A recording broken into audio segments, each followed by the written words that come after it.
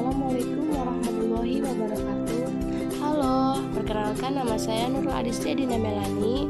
Saya di sini akan menjelaskan teks fabel. Materi teks fabel ini kompetensi dasar yaitu 3.15 mengidentifikasi informasi fabel atau legenda daerah setempat yang dibaca dan didengar. 4.15 menceritakan kembali isi cerita fabel atau legenda daerah setempat yang dibaca dan didengar. Selanjutnya, indikator pencapaian kompetensi 3.15.1 menyimpulkan ciri unsur cerita fabel atau legenda pada teks yang dibaca dan didengar. 3.15.2 mendaftarkan kata atau kalimat sebagai ciri cerita fabel legenda pada teks yang dibaca atau didengar. 4.15.1 mengurutkan isi cerita fabel legenda. 4.15.2 menceritakan kembali isi fabel atau legenda secara lisan. Di sini memiliki tujuan pembelajaran.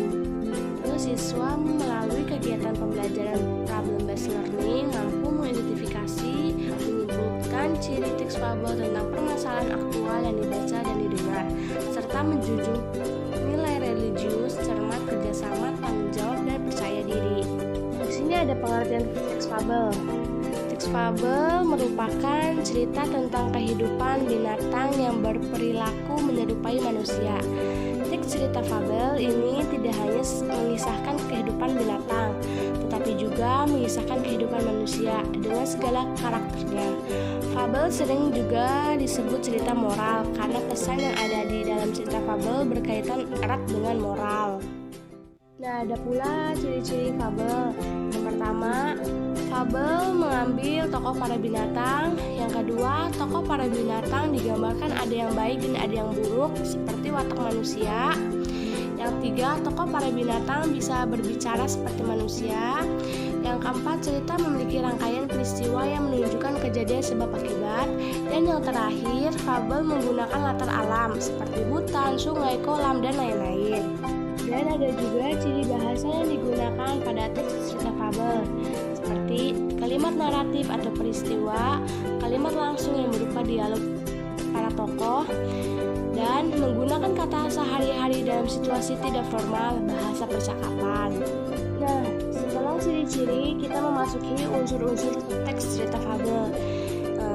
Unsur-unsur teks cerita fabel di sini ada tema adalah pokok cerita, alur adalah rangkaian peristiwa yang membangun cerita, terus ada penokohan adalah cara pengarang dalam memerankan tokoh-tokoh dalam cerita, ada latar adalah tempat dan waktu terjadinya cerita, dan yang terakhir adalah amanat, pesan yang disampaikan pengarang dalam cerita.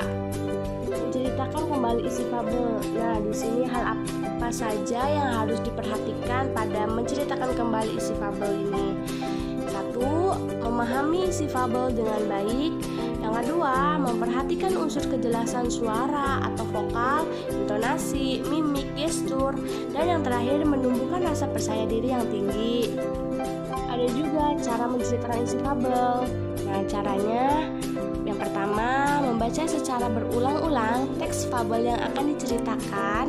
Yang kedua, mencatat nama-nama pelaku dalam teks fabel. Dan yang terakhir, mencatat hal-hal penting seperti gagasan pokok dalam teks cerita fabel. Pada saat menceritakan kembali isi fabel, yang perlu dilakukan adalah menentukan tokoh dan watak tokoh, menentukan rangkaian peristiwa, dan menceritakan kembali isi fabel. Kegiatan selanjutnya yaitu 1. Mengidentifikasi ciri kebahasan teks fabel. Yang kedua, mengidentifikasi unsur-unsur teks fabel. Yang ketiga, jelaskan apa yang dimaksud dengan cerita fabel. Baik, terima kasih. Mohon maaf jika penjelasan kurang memuaskan. Wabillahi taufiq wal hidayah. Wassalamualaikum warahmatullahi wabarakatuh.